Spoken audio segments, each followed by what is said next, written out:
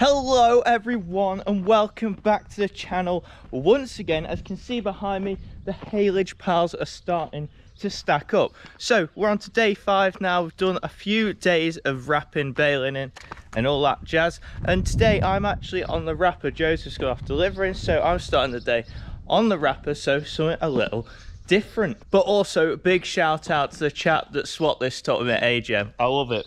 Pink polka dots, who can't live that?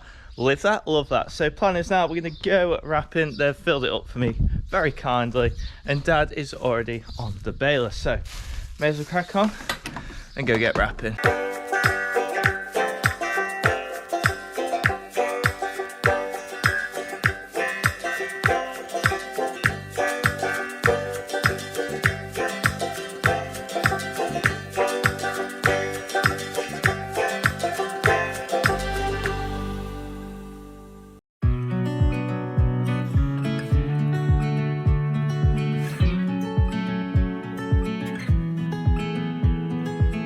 Right, so we are off my first day's wrapping of the season.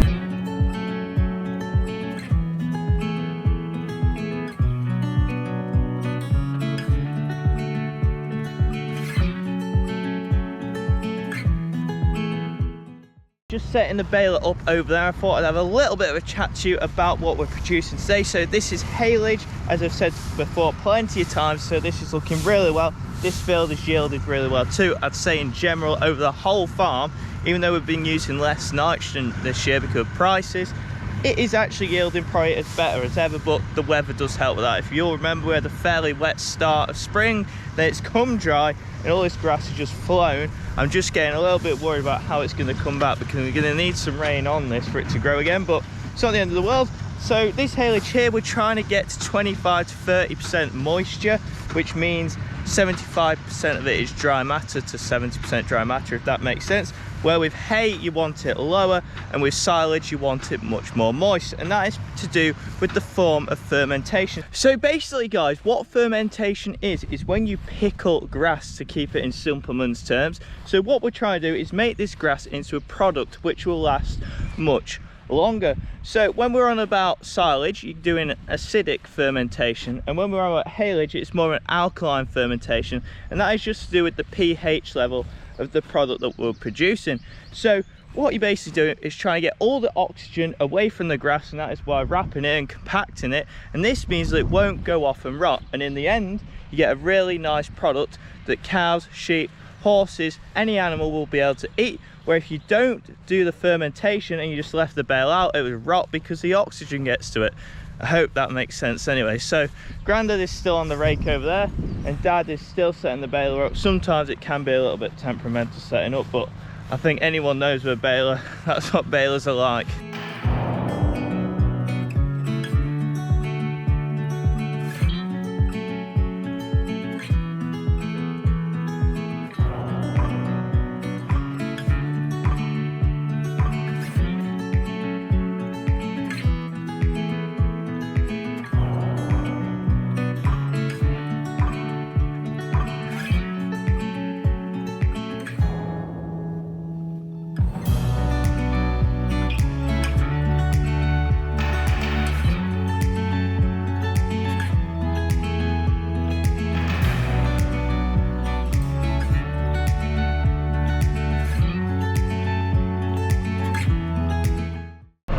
Righto, first wrap change of the day. Basically every between 40 and 50 bales we have to change the wrap. So as you can see, we're 8 rolls there, and we just take these off.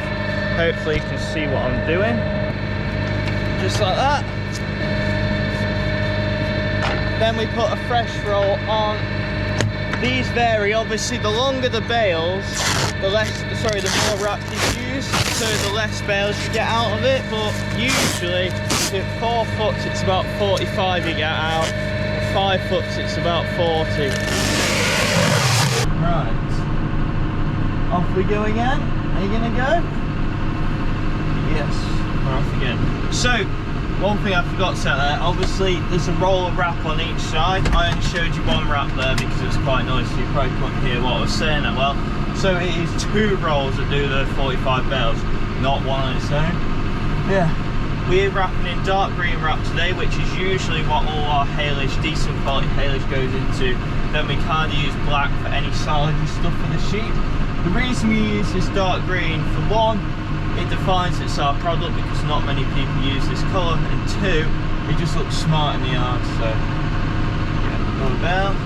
Well, I do like this new wrapper. So we've had this high-speed MCHALE now for a couple of years, and it wraps about 33% quicker. So back in the day, we used to be able to do like 55, 60 bales an hour, and this one's upped it. So sometimes you can get over 70 bales an hour if you're in a big field and long runs. If it's like this and there's loads of corners and stuff like that, sometimes it does slow you down, but usually it does the job.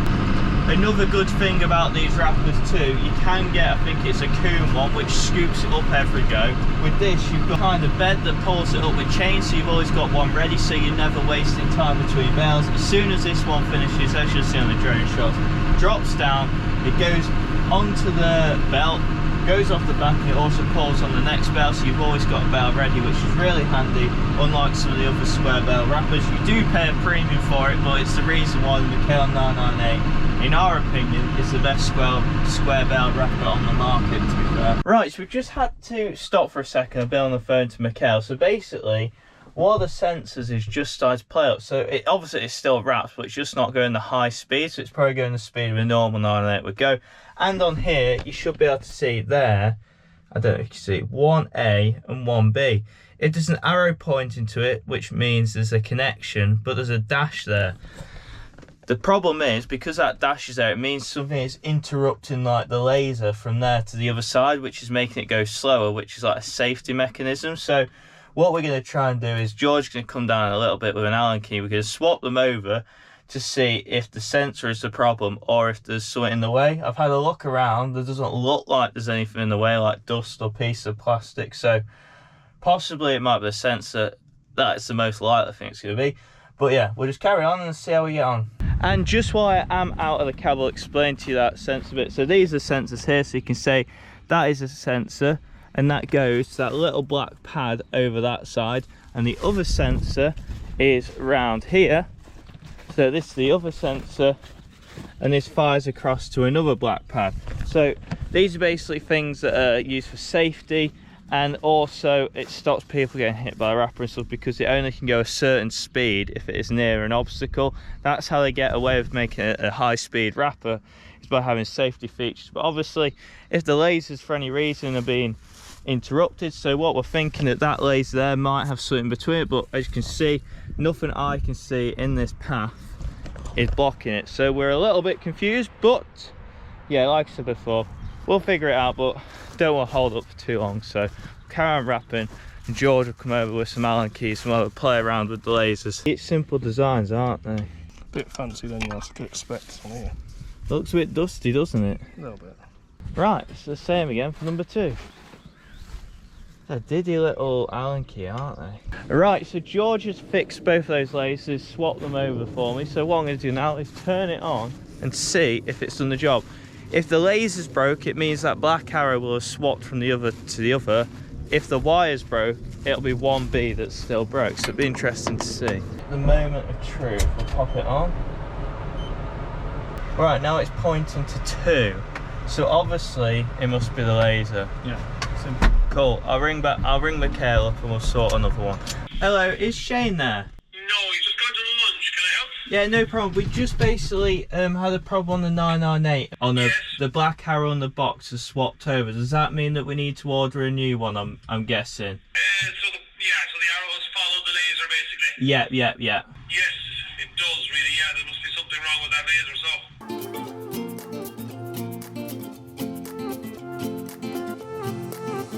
A new place, a new home, for a while, let me feel alive. Nothing to hold me back, take my time, just enjoy the ride. A new man passing by, life is good, best I've ever felt. Get me up, somewhere new, somewhere I can find myself. Oh, I feel